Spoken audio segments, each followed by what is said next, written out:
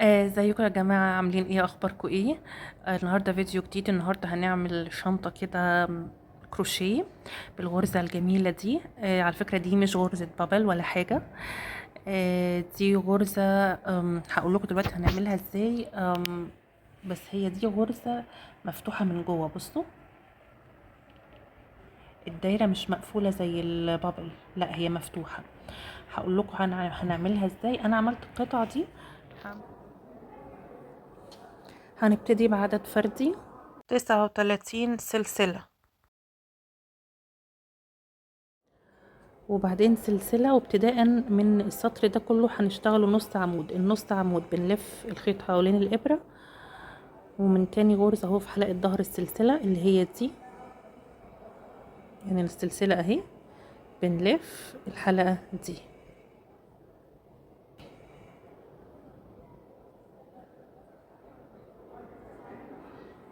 خلاص بنلف ونخش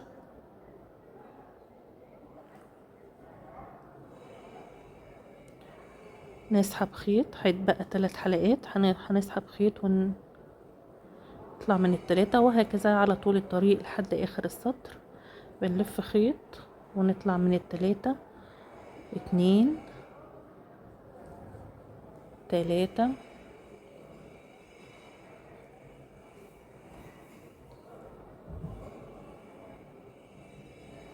4 5. تمام، انا اهو خلصت.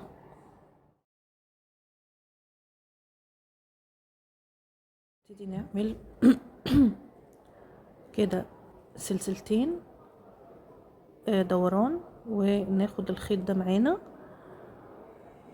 وهنبتدي نشتغل 4 غرز نص عمود من بداية الغرزة الأولانية اهي. بنخش تحت الغرزتين بشكل طبيعي، وبعدين اهو 1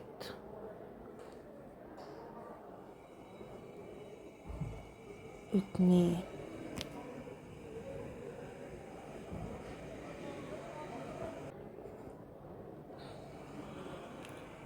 3 4. شوفوا لو عاوزين تعلموا الغرزة دي علموها، يعني علموها علشان هقول ممكن تحتاجوها بعد كده. اوكي، انا بس عشان مش معايا علامات. وبعدين بعد ما عملنا النص عمود الرابع ده هنعمل 1 2 3 4. عملنا 4 سلاسل، عملنا 4 سلاسل، وبعدين هنخش في نفس الغرزة نعمل نص عمود. خلاص، في السطر اللي جاي هنعتبر ان دي هي الغرزة، هنشتغل فيها نص عمود. تمام، يبقى غرزة، وبعدين هنكمل نفس الكلام. 1 نص عمود، هنشتغل 4 نص عمود،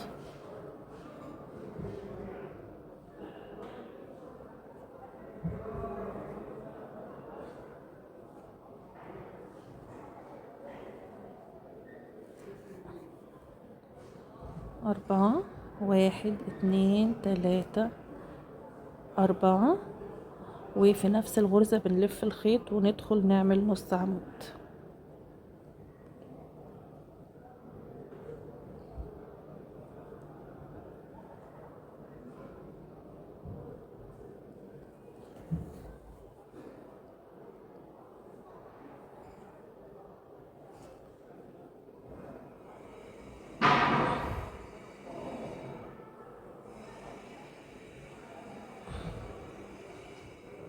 واحد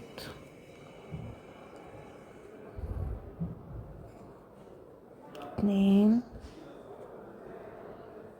3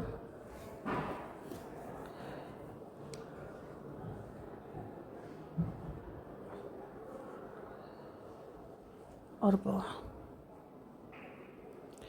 1 2 3 4 وهنخش نص عمود في نفس الغرزة.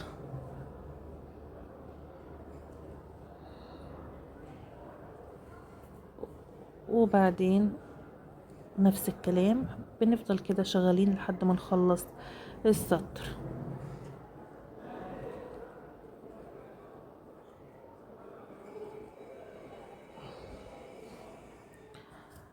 انا كده اهو خلصتها كلها للاخر. زي ما قلت لكم ما تقلقوش من التزايد ده، هنتخطاه دلوقتي. هيتبقى في الاخر 1 2 3 3 غرز هنشتغلهم نص عمود. اوكي، 1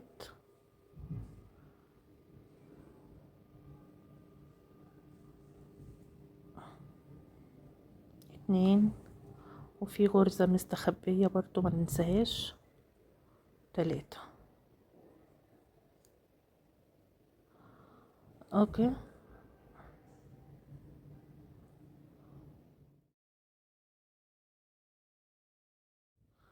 هنشتغل غرزتين ونلف. هنعمل ايه بقى؟ هنعمل 3 غرز، 1 نص عمود، 2 خلاص يا ولاد، 3. والرابعة بنشتغلها جوه الدايرة دي او الفجوة دي، فدايما هنشتغل الغرزة الرابعة في الفجوة دي، يعني من مضاعفات الرقم 4، او نبتدي عد من بعد كل غرزة جوه الدايرة. يبقى احنا كده 4، بعدين هنعد من بعديها 3 غرز وهنخش هنا.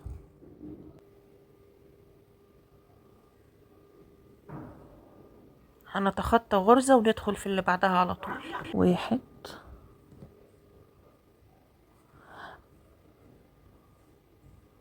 بصوا برزت ازاي، 2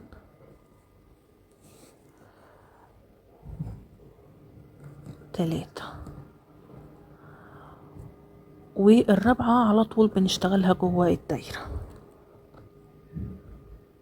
اوكي،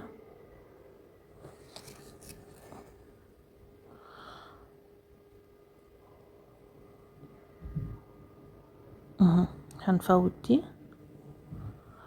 1 2 اهو شفتوا، هو ده البروز اللي انا عايزاه، وده بيجي من ان احنا من نتيجة ان احنا بنفوت الغرزة اللي بعديها. 3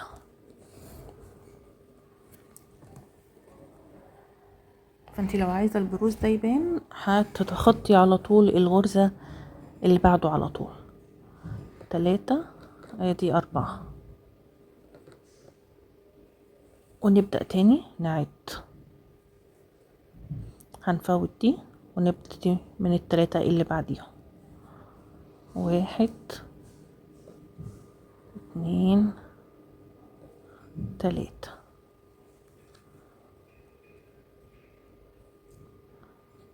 والرابعة جوه الدايرة، وبعدين هنفوت دي اهو، 1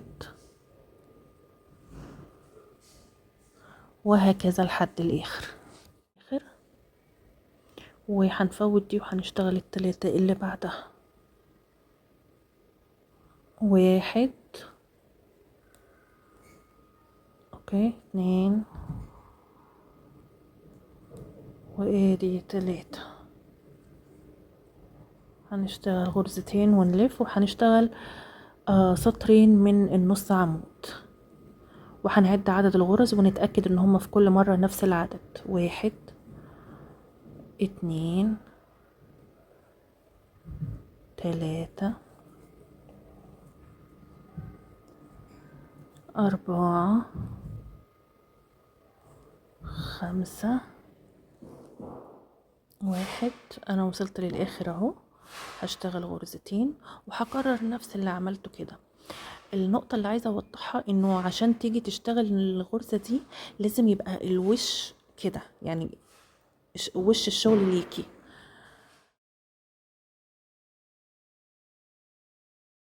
علشان كده بنشتغل سطرين، عشان لما هنيجي هنعمل دلوقتي السلاسل احنا في الظهر، فلما نقلب ونشتغل الغرز الاساسية هتبقى وشها لينا. ادي نص عمود كالعادة، 1 2 3 4 وبعدين 1 2 3 4. يعني بنكرر نفس اللي عملناه في اول الفيديو. خلاص سوري كده اهو، 3 4 اوكي. وبعدين نرجع نخش نعمل نص عمود في نفس الغرزة، وبعدين 1 2 3 4. طالما وصلنا للغرزة الرابعة نص عمود، 1 2 3 4 4 سلاسل، ونرجع نشتغل في نفس الغرزة نص عمود. اتفهمت؟ اوكي. 1 2 3 4 1 2 3 4 وهكذا.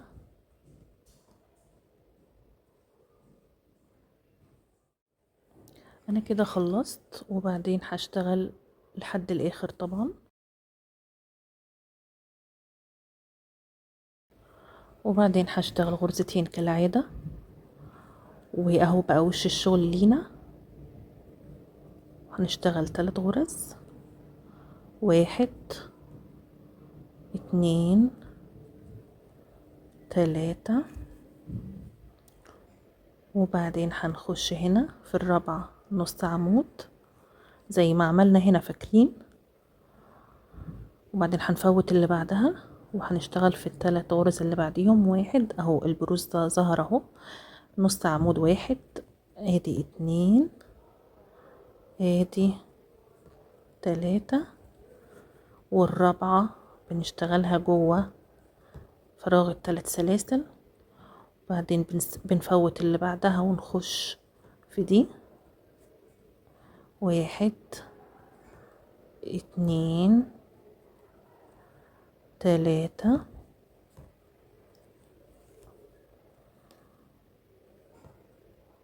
وفي الرابعة بنخش وبنفضل بقى كده لحد الاخر. ادي 1 2 3. وبعدين بنخش في الرابعة هنا نص عمود، وهكذا بنعمل كده لحد الاخر. وبعدين السطر اللي بعده 2 نص عمود، سطرين نص عمود، ونرجع نشتغل برضو فراغ ال3 سلاسل. وفي اللي بعده بنشتغل نص عمود بنفس الطريقة. يعني احنا هنكرر السطر رقم 4 5 6 و7، هنكررهم ونشتغل قطع. هخلص كذا تكرار من نفس النوع وارجع لكم. عملنا تكرار 6 مرات، يعني 6 دوريات من فراغ ال4 سلاسل.